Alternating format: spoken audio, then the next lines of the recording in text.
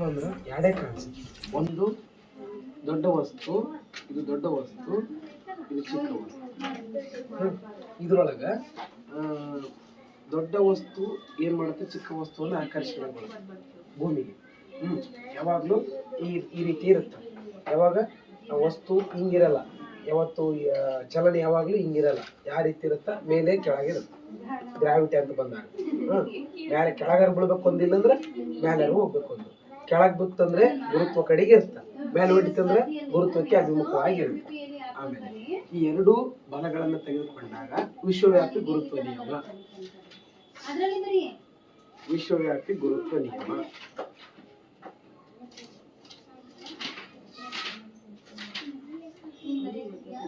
ಗುರುತ್ವ ನಿಯಮ. ಈ ನಿಯಮದ ಪ್ರಕಾರ ಏನಿಲ್ಲ, ಸಿಂಪಲ್. ಈ ನಿಯಮದ ಪ್ರಕಾರ ವಿಶ್ವದಲ್ಲಿನ ಪ್ರತಿಯೊಂದು ವಸ್ತುವು ಇನ್ನೊಂದು ವಸ್ತುವನ್ನ ಆಕರ್ಷಿಸುತ್ತದೆ. ಇದೇನ್ ಮಾಡತ್ತಾ, ಇದು ಕೆಳಗಿಂದು, ಇದೇನೈತಿ ಮ್ಯಾಲಿಂದು. ಏನ್ ಮಾಡತ್ತಾ, ಈ ವಸ್ತು ಏನೈತಿ ಇದನ್ನೇನ್ ಮಾಡತ್ತಾ, ಆಕರ್ಷಿಸ್ತದೆ. ಹೌದಾ, ಆಕರ್ಷಿಸ್ತದೆ. ಇದು ವಿಶ್ವವ್ಯಾಪಿ ಗುರುತ್ವ ನಿಯಮದಾಗ ಇದ್ದದ್ದು. ಏನಂದ್ರೆ ವಿಶ್ವದಲ್ಲಿನ ಪ್ರತಿಯೊಂದು ವಸ್ತುವು ಇನ್ನೊಂದು ವಸ್ತುವನ್ನ ಆಕರ್ಷಿಸುತ್ತದೆ. ಹೌದಾ, ಹಿಂಗ್ ಬರ್ದಿ ನಾನು. ಆಕ್ಚುಲಿ ಅದು ಹಿಂಗಿರ್ಬೇಕು, ಹೌದಾ. ಇದು ಡಿ. ಇಲ್ಲಿರ್ತಕ್ಕಂಥ ವಸ್ತು ಈ ವಸ್ತುವನ್ನ ಆಕರ್ಷಿಸುತ್ತದೆ. ಹೌದಾ, ವಿಶ್ವದಲ್ಲಿನ ಪ್ರತಿಯೊಂದು ವಸ್ತು ಇನ್ನೊಂದು ವಸ್ತುವನ್ನ ಆಕರ್ಷಿಸುತ್ತದೆ. ಇದು ಆಕರ್ಷಣ ಬಲವನ್ನ ಹೊಂದಿರುತ್ತದೆ.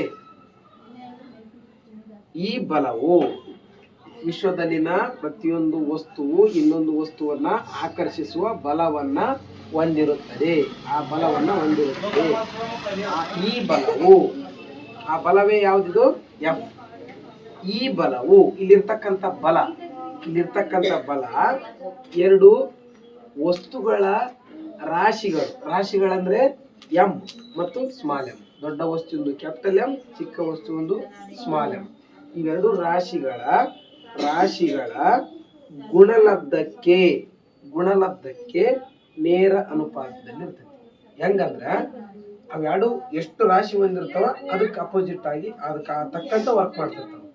ಫೋರ್ಸ್ ಅದು ಯಾವ ರೀತಿ ಏರ್ಪಡುತ್ತಂದ್ರ, ಎರಡು ರಾಶಿಗಳು ಕಾಮನ್ ಆಗಿ ಫೋರ್ಸ್ ಏರ್ಪಡುತ್ತೆ. ಅವೆರಡು ರಾಶಿಗಳು ದೊಡ್ಡದಾಗಿ ಫೋರ್ಸ್ ಏರ್ಪಡುತ್ತೆ. ಈಗ ನೋಡ್ರಿ, ಫಾರ್ ಎಕ್ಸಾಂಪಲ್ ಹೇಳ್ಬೇಕಂದ್ರೆ ಯಾವುದೇ ಎರಡು ಸಣ್ಣ ವಸ್ತುಗಳು ತಗೊಳ್ಳಿ, ಚಿಕ್ಕ ಬಾಲು, ದೊಡ್ಡ ಬಾಲು, ಚಿಕ್ಕ ಬಾಲು ತಗೊಳ್ಳಿ. ಅವೆರಡು ಫೋರ್ಸ್ ಏನಾಗುತ್ತಾ ಅಷ್ಟರ ಮಟ್ಟಿಗೆ ಇರುತ್ತೆ. ಎರಡು ದೊಡ್ಡ ಕಲ್ಲುಗಳನ್ನು ತಗೊಳ್ಳಿ, ಅವು ಎರಡರ ನಡುವೆ ಏರ್ಪಡ್ತಕ್ಕಂಥ ಬಲ ಏನಾಗಿರುತ್ತಾ, ಜಾಸ್ತಿ ಇರುತ್ತೆ. ಹೌದಾ, ಈಗ ನಾವು ಯಾವ ರೀತಿ ರಾಶಿ ತಗೊಳ್ತೀವಿ ಅದಕ್ಕೆ ನೇರ ಅನುಪಾತದಲ್ಲಿ ಯಾವ್ದಿರುತ್ತ, ಫೋರ್ಸ್ ಇರುತ್ತೆ. ನೋಡ್ರಿ, ನಾನು ಈಗ ಇದನ್ನ ಒಕ್ಕಡ್ಲಿ, ಇದನ್ನ ನಾನು ಕೆಳಗೆ ಒಕ್ಕಡ್ಲಿ, ಏನಾಗತ್ತ, ನನ್ನ ಕಾಲು ಏನಾಗಲ್ಲ, ಸ್ವಲ್ಪ ಡ್ಯಾಮೇಜ್ ಆಗಲ್ಲ. ಅದನ್ನೇ ಒಂದು ದೊಡ್ಡ ಗುಂಡಾಕಲ್ ತಗೊಂಡು ನನ್ನ ಕಾಲ್ ಮೇಲೆ ಹಾಕ್ಯಂತ ಅದೇನಾಗುತ್ತಾ, ಫೋರ್ಸ್ ಏನಾಗಿರುತ್ತಾ, ಜಾಸ್ತಿ ಇರುತ್ತೆ. ಹೌದಾ, ಅಂದ್ರೆ ಇಲ್ಲಿ ಏನಾಗುತ್ತ, ಆ ರಾಶಿಗಳ ಮೇಲೆ ಅದು ಫೋರ್ಸ್ ಏನಾಗಿರುತ್ತಾ, ಡಿಪೆಂಡ್ ಆಗಿರುತ್ತೆ. ರಾಶಿ ಹೆಚ್ಚಾದಂಗೆಲ್ಲ ಫೋರ್ಸ್ ಏನಾಗುತ್ತಾ, ಹೆಚ್ಚಾಗುತ್ತಾ. ರಾಶಿ ಹೆಚ್ಚಾಯ್ತು, ಕಲ್ಲಿನ ರಾಶಿ ಹೆಚ್ಚಾಯ್ತು, ಫೋರ್ಸ್ ಏನಾಗುತ್ತಾ, ಹೆಚ್ಚಾಯ್ತು. ಅದು ರಾಶಿ ಕಡಿಮೆ ಐತಿ, ಫೋರ್ಸ್ ಏನಾಯ್ತು, ಕಡಿಮೆ ಆಯ್ತು. ಹೌದಾ, ಅಂದ್ರೆ ನೇರ ಅನುಪಾತದಲ್ಲಿ ಇವೆರಡು ರಾಶಿಗಳ ಗುಣಲಬ್ಧಕ್ಕೆ ನೇರ ಅನುಪಾತದಲ್ಲಿ ಇರುತ್ತೆ. ಯಾವುದು, ಬಲ. ಹೌದಾ, ಇದು ಬಲ ನೇರ ಅನುಪಾತದಲ್ಲಿ ಇರುತ್ತೆ. ಅದೇ ರೀತಿಯಾಗಿ ಈ ಬಲವು ಅವೆರಡು ವಸ್ತುಗಳ ನಡುವಿನ ದೂರಕ್ಕೆ ಏನಂತ ಕರಿತೀವಿ, ಅವೆರಡು ವಸ್ತುಗಳ ನಡುವಿನ ದೂರವನ್ನ ಡಿಸ್ಟೆನ್ಸ್ ಅಂತ ಕರಿತೀವಿ. ಆ ಎರಡು ವಸ್ತುಗಳ ನಡುವಿನ ದೂರ ಏನಾಗೈತಿ, ಡಿ ಅಂತ ಐತಿ. ದೂರದ ವರ್ಗಕ್ಕೆ ಡಿ ಸ್ಕ್ವೇರ್. ದೂರ ಅಂದ್ರೆ ಡಿ, ವರ್ಗ ಅಂದ್ರೆ ಡಿ ಸ್ಕ್ವೇರ್. ದೂರದ ವರ್ಗಕ್ಕೆ ವಿಲೋಮ ಅನುಪಾತ. ವಿಲೋಮ ಅಂತ ಯಾವಾಗ ಬರುತ್ತೆ ಅದನ್ನ ಕೆಳಗಡೆ ಬರಿಬೇಕು. ನೇರ ಅಂತ ಬಂದಾಗ ಸೀದಾ ಬರಿಬೇಕು, ವಿಲೋಮ ಅಂತ ಬಂದಾಗ ಕೆಳಗಡೆ ಬರಿಬೇಕು. ಸರಿ, ಯಾಕೆ ಕೆಳಗಡೆ ಬರಿಬೇಕಂದ್ರೆ, ನೇರ ಅಂದ್ರ ಇಲ್ಲಿ ಹೆಚ್ಚಾದಂಗಲ್ಲ, ಇಲ್ಲಿ ಏನಾಗ್ತಿತ್ತು, ಫೋರ್ಸು ಹೆಚ್ಚಾಗ್ತಿತ್ತು. ತೂಕ ಹೆಚ್ಚಾದಂಗಲ್ಲ ಫೋರ್ಸ್ ಏನಾಗ್ತಿತ್ತು, ಹೆಚ್ಚಾಗ್ತಿತ್ತು. ತೂಕ ಹೆಚ್ಚಾದಂಗೆಲ್ಲ ಫೋರ್ಸ್ ಏನಾಗ್ತಿತ್ತು? ಈಗ ನಾನು ತೂಕ ಚೇಂಜ್ ಮಾಡಿದೆ, ಇದ್ರ ತೂಕ ಕಲ್ಲಿನ ತೂಕ ಏನಾಗೈತಿ? ಹೆಚ್ಚೈತಿ. ಇದ್ರ ತೂಕ ಏನೈತಿ? ಕಡಿಮೆ ಐತಿ. ಇದನ್ನ ಒಗದಾಗ ಏನಾಯ್ತು? ಬಲ ಫೋರ್ಸ್ ಏನಾಯ್ತು? ಕಡಿಮೆ ಆಯ್ತು. ಗುಂಡಕಲ್ ತಗೊಂಡು ಒಗದಾಗ ಫೋರ್ಸ್ ಜಾಸ್ತಿ ಆಯ್ತು. ಅಂದ್ರೆ ಇಲ್ಲಿ ತೂಕ ಹೆಚ್ಚಾದಂಗೆಲ್ಲ ಫೋರ್ಸ್ ಏನಾಯ್ತು? ಹೆಚ್ಚಾಯ್ತು. ತೂಕ ಕಡಿಮೆ ಆದಂಗೆಲ್ಲ ಫೋರ್ಸು ಕಡಿಮೆ ಆಯ್ತು. ಅಂದ್ರೆ ನೇರ ಅನುಪಾತ. ಫೋರ್ಸ್ ಹೆಚ್ಚಾದಂಗೆಲ್ಲ ತೂಕ ಹೆಚ್ಚಾದ್ರೆ ಸ್ಟೇಟ್, ಫೋರ್ಸ್ ಕಡಿಮೆ ಆದ್ರೆ ತೂಕ ಕಡಿಮೆ ಆದಂಗೆಲ್ಲ ಫೋರ್ಸ್ ಕಡಿಮೆ ಆದ್ರೆ ಸ್ಟೇಟ್. ಒಟ್ಟ ಅದ ಹೆಂಗಾಗತ್ತೆ? ಈಗ ಇದು ಹೆಚ್ಚಾದಂಗೆಲ್ಲ ಇದನ್ನ ಹೆಚ್ಚಾಗುತ್ತೆ, ಇದನ್ನ ಕಡಿಮೆ ಆದಂಗೆಲ್ಲ ಇದನ್ನ ಕಡಿಮೆ. ಅದಕ್ಕೆ ಏನಂತ ಕರಿತೀವಿ ನಾವು? ನೇರ ಅನುಪಾತ ಅಂತ ಕರಿತೀವಿ. ಆಮೇಲೆ ಇದು ಹೆಚ್ಚಾದಂಗೆಲ್ಲ ಇದು ಕಡಿಮೆ ಆಗೋದು, ಇದು ಹೆಚ್ಚಾದಂಗೆಲ್ಲ ಇದು ಕಡಿಮೆ ಆಗೋದಕ್ಕೆ ನಾವೇನಂತ ಕರಿತೀವಿ? ವಿಲೋಮ ಅನುಪಾತ ಅಂತ ಕರಿತೀವಿ. ಫಾರ್ ಎಕ್ಸಾಂಪಲ್, ಈಗ 10 ರೂಪಾಯಿ ಐತಿ ನನ್ನ ಕಡೆ, 10 ರೂಪಾಯಿ ಐತಿ. ಎಷ್ಟು ಜನ ಇದಾರ? ನಾನು 10 ರೂಪಾಯಿನ 5 ಜನಕ್ಕೆ ಹಂಚ್ಬೇಕು. 5 ಜನಕ್ಕೆ ಹಂಚ್ಬೇಕು. ಎಷ್ಟೆಷ್ಟು ರೂಪಾಯಿ ಹಂಚ್? ನಾನು 2 ರೂಪಾಯಿ ಹಂಚ್, 2 ರೂಪಾಯಿ ಹಂಚ್. ಹೌದಾ? ಒಬ್ಬೊಬ್ಬರಿಗೆ 2 ರೂಪಾಯಿ, 5 ಮಂದಿಗೆ ಹಂಚ್ಬೇಕು. ಎಷ್ಟೆಷ್ಟು ಹಂಚ್ತೀನಿ? ಇಬ್ಬರಿಗೆ ಹಂಚ್ತೀನಿ. 2 ರೂಪಾಯಿ, 2 ರೂಪಾಯಿ ಬರುತ್ತೆ 5 ಮಂದಿಗೆ ಹಂಚಿದ್ರೆ. ಇಲ್ಲಿ ಏನಾಯ್ತಿ? ಜಾಸ್ತಿ ಐತೆ. ಜಾಸ್ತಿ ಇದ್ದಾಗ ಇದೇನಾಯ್ತು? ಕಡಿಮೆ ಆಯ್ತು. ಈಗ ನೋಡಿ, ಕೆಳಗೆ ಜಾಸ್ತಿ ಇದ್ದಾಗ ಮೇಲೆ ಏನಾಗುತ್ತ? ಕಡಿಮೆ ಆಯ್ತು. ಈಗ ನೋಡ್ರಿ, ಅದ 10 ರೂಪಾಯಿ ಐತಿ, ಇಬ್ಬರಿಗೆ ಹಂಚ್ನ, ಕಡಿಮೆ ಜನಕ್ಕೆ ಹಂಚಿದೆ. ಎಷ್ಟು ರೂಪಾಯಿ ಬರುತ್ತೆ? 5 ರೂಪಾಯಿ ಬರುತ್ತೆ. ಅಂದ್ರೆ ಇಲ್ಲಿ ಆ ವಸ್ತುಗಳ ನಡುವಿನ ದೂರ, ಅವೇನಾದ್ರು ದೂರ ಹಾಕ್ಯಂತ ಹೋದಂಗೆಲ್ಲ ಫೋರ್ಸ್ ಏನಾಗತ್ತ? ಹೆಚ್ಚಾಕ್ಯಂತ ಹೋಗುತ್ತೆ. ಈ ವಸ್ತುಗಳ ನಡುವಿನ ದೂರ ಹೆಚ್ಚಾಕ್ಯಂತ ಹೋದಂಗೆಲ್ಲ ಫೋರ್ಸ್ ಏನಾಗತ್ತ? ಸಾರಿ, ಇದು ದೂರ ಹೆಚ್ಚಾಕತ್ತ ಹೋದಂಗೆಲ್ಲ ಫೋರ್ಸ್ ಏನಾಗತ್ತ? ಕಡಿಮೆ ಆಗುತ್ತೆ. ಅದೇ ರೀತಿ ದೂರ ಕಡಿಮೆ ಆದಂತೆಲ್ಲ ಫೋರ್ಸ್ ಏನಾಗುತ್ತ? ಹೆಚ್ಚಾಗುತ್ತೆ. ಹೆಂಗಂದ್ರ ಇದನ್ನ ಹೆಂಗ ನಾವು ಸೈಂಟಿಫಿಕ್ ಆಗಿ ನೋಡ್ಬೇಕಂದ್ರೆ, ಫಾರ್ ಎಕ್ಸಾಂಪಲ್, ಅವೆರಡು ವಸ್ತುಗಳು ಅಲ್ಲಿ ಆಕರ್ಷಣ ಬಲ ಈಗ ಇಲ್ಲಿದ್ದು ಆಕರ್ಷಣ ಬಲ ಇಲ್ಲಿದ್ದು ಅಂದ್ರೆ ಆಕರ್ಷಣ ಬಲ ಜಾಸ್ತಿ ಇರುತ್ತೋ, ಇಲ್ಲಿದ್ರೆ ಆಕರ್ಷಣ ಬಲ ಜಾಸ್ತಿ ಇರುತ್ತೆ. ಸಮೀಪ ಇದ್ರೆ ಆಕರ್ಷಣ ಬಲ ಜಾಸ್ತಿ ಇರುತ್ತೋ, ದೂರ ಇದ್ರೆ ಆಕರ್ಷಣ ಬಲ ಜಾಸ್ತಿ ಇರುತ್ತೆ. ಸಮೀಪ ಇದ್ರೆ ಆಕರ್ಷಣ ಬಲ ಜಾಸ್ತಿ ಇರುತ್ತೆ. ಅಂದ್ರೆ ಈಗ ನೋಡ್ರಿ, ಇಲ್ಲಿ ಇರ್ತಕ್ಕಂಥ ಆಕರ್ಷಣ ಬಲ ಇದರ ವರ್ಗ, ಆಕರ್ಷಣ ಬಲದ ವರ್ಗ ಇದಕ್ಕೆ ವಿಲೋಮ ಅನುಪಾತದಲ್ಲಿ ಇರುತ್ತೆ. ಅಂದ್ರೆ ಇದು ಜಾಸ್ತಿ ಆದಂಗೆಲ್ಲ, ಇದು ಡಿಸ್ಟೆನ್ಸ್ ಎಲ್ಲ ಜಾಸ್ತಿ ಆದಂಗೆಲ್ಲ ಫೋರ್ಸ್ ಏನಾಗುತ್ತಾ? ಕಡಿಮೆ ಆಕ್ಯಂತ ಬರುತ್ತೆ. ಅಲ್ಲಿ ಫೋರ್ಸ್ ಅಪ್ಲೈ ಆಗಲ್ಲ ಜಾಸ್ತಿ. ಅದು ಏನಾರ ಡಿಸ್ಟೆನ್ಸ್ ಕಡಿಮೆ ಇತ್ತಂದ್ರೆ ಫೋರ್ಸ್ ಏನಾಗಿರುತ್ತಾ? ಹೆಚ್ಚಾಗಿರುತ್ತೆ. ಇದು ಕಡಿಮೆ ಆಯ್ತಂದ್ರೆ ಇದು ಹೆಚ್ಚಿಗೆ, ಇದು ಜಾಸ್ತಿ, ಇದು ಕಡಿಮೆ ಆಯ್ತಂದ್ರೆ ಇದು ಹೆಚ್ಚಿಗೆ, ಡಿ ಅನ್ನೋದು ಹೆಚ್ಚಿಗೆ ಇರುತ್ತೆ. ಓಕೆ, ಅದೇ ರೀತಿಯಾಗಿ ನಾವೇನ್ ಬರಿತೀವಿ? F is directly proportional to capital M small M divided by D square ಅಂತ ಬರೀತೀವಿ. ಇದು ದೂರದ ವರ್ಗಕ್ಕೆ ವಿಲೋಮ ಅನುಪಾತ. ಯಾವುದೇ ಇರಲಿ, ವಿಲೋಮ ಅಂತ ಬಂದಾಗ ಇನ್ವರ್ಸ್ ಇರ್ತಾವ. ಇದು ಜಾಸ್ತಿ ಆದಂಗೆಲ್ಲ ಇದು ಕಡಿಮೆ ಆಗ್ಬೇಕು, ಇದು ಜಾಸ್ತಿ ಆದಂಗೆಲ್ಲ ಇದು ಕಡಿಮೆ ಆಗ್ಬೇಕು. ನಾನು ಆಗ್ಲೇ ಇದು ಜಾಸ್ತಿ ಆದಂಗೆಲ್ಲ ಇದು ಕಡಿಮೆ ಆಯ್ತು, ಹೌದಾ? ಇದು ಕಡಿಮೆ ಆದಂಗೆಲ್ಲ ಏನಾಯ್ತು? ಇದು ಜಾಸ್ತಿ ಆಯ್ತು. ಅದು ವಿಲೋಮ ಅನುಪಾತದಾಗ ಇದ್ದಾಗ. ಆಮೇಲೆ ಇದು ವಿಶ್ವವ್ಯಾಪಿ ಗುರುತ್ವದ ಬಲ, ವಿಶ್ವವ್ಯಾಪಿ ಗುರುತ್ವ ಬಲದ ಸೂತ್ರ. ಇದಾದ ಮೇಲೆ ಇಲ್ಲಿ ನಾವೇನನ್ನು ತಗೊಂಡಿಲ್ಲ? ಕಾನ್ಸ್ಟೆಂಟ್ ಅನ್ನು ತಗೊಂಡಿಲ್ಲ. ಕಾನ್ಸ್ಟೆಂಟ್ ಅಂದ್ರೆ ಏನು? ಸ್ಥಿರಾಂಕವನ್ನು ತೆಗೆದುಕೊಂಡಿಲ್ಲ. ಸ್ಥಿರಾಂಕ ಯಾವ್ದು ಬರುತ್ತಾ? ಎಫ್ ಈಸ್ ಈಕ್ವಲ್ ಟು, ಸ್ಥಿರಾಂಕ ಅಂದ್ರೆ ಯಾವುದು? ಗುರುತ್ವ. ಅದ್ರ ಬೆಲೆ ಎಷ್ಟು? ಗುರುತ್ವದ ಬೆಲೆ ಸ್ಮಾಲ್ ಜಿ ಬೆಲೆ 9.8 ಮೀಟರ್ ಪರ್ ಸೆಕೆಂಡ್ ಸ್ಕ್ವೇರ್.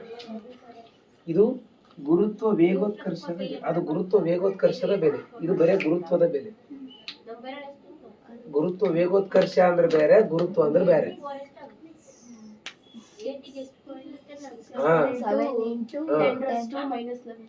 -11. ಅದು ಗುರುತ್ವದ ಬೆಲೆ. ಗುರುತ್ವ ವೇಗೋತ್ಕರ್ಷದ ಬೆಲೆ ಅಂದ್ರೆ G is equal to 9.8 into metre per second square. ಓಕೆನಾ? ಇದು ಸ್ಥಿರಾಂಕ. ಗುರುತ್ವ ಅನ್ನೋದು ಏನಾಗಿರುತ್ತೆ? ಸ್ಥಿರಾಂಕ ಆಗಿರುತ್ತೆ.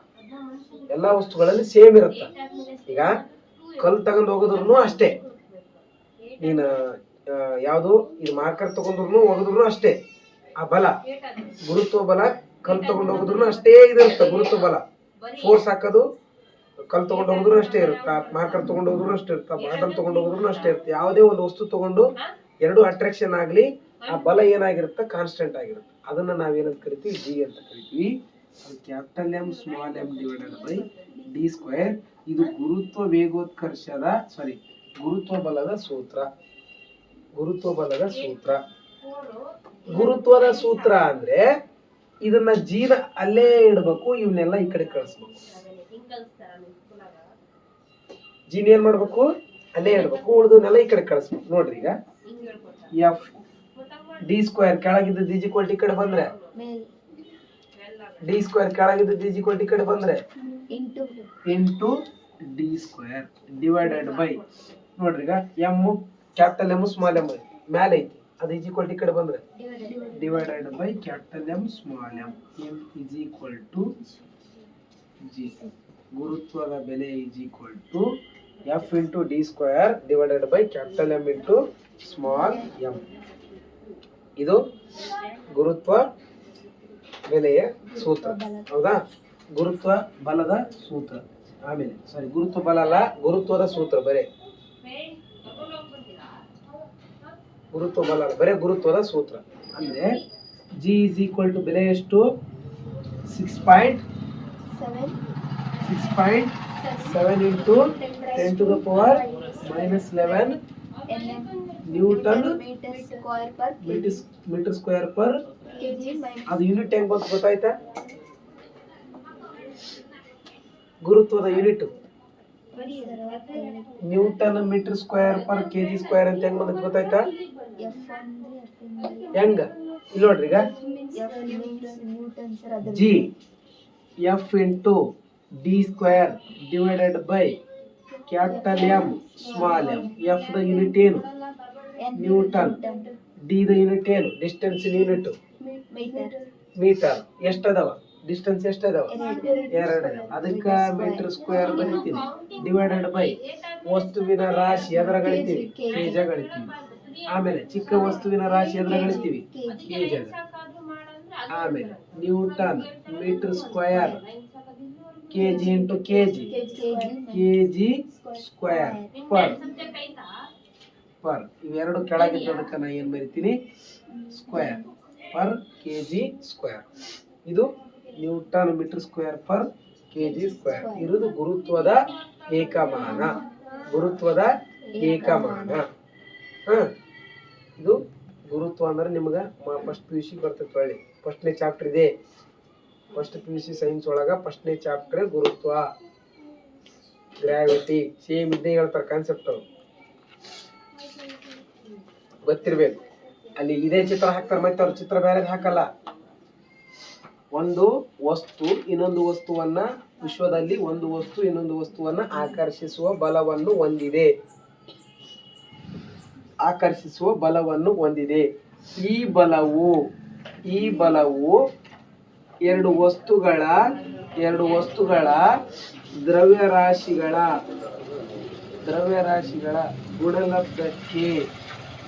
ಗುಣಲಬ್ಧಕ್ಕೆ ಅನುಪಾತದಲ್ಲಿ ಮತ್ತು ಈ ಬಲವು ಎರಡು ವಸ್ತುಗಳ ನಡುವಿನ ದೂರದ ವರ್ಗಕ್ಕೆ ಡಿ ಸ್ಕ್ವೇರ್ ವಿಲೋಮ ಅನುಪಾತದಲ್ಲಿ ಇರುತ್ತದೆ. ಅವೆರಡನ್ನು ಕೂಡಿಸ್ಬಾರ್ದಾಗ F is directly proportional to capital M small M divided by D square. ಇಲ್ಲಿ ಯಾವಾಗ ನಾನು ಡೈರೆಕ್ಟ್ಲಿ ಪ್ರಪೋರ್ಷನಲ್ ಅಂತ ಬರಿತೀನಿ, ಅದು ಅನುಪಾತದಲ್ಲಿರುತ್ತೆ. ಅನುಪಾತದಲ್ಲಿದ್ದನ್ನ ಫುಲ್ ಫಾರ್ಮ್ ಆಗಿ ಮಾಡ್ಬೇಕಾದ್ರೆ ಅಲ್ಲಿ ಈಸ್ ಈಕ್ವಲ್ ಟು ಜಿ ಅಂತ ಬರ್ತದೆ. Is directly proportional to capital M small M divided by D square.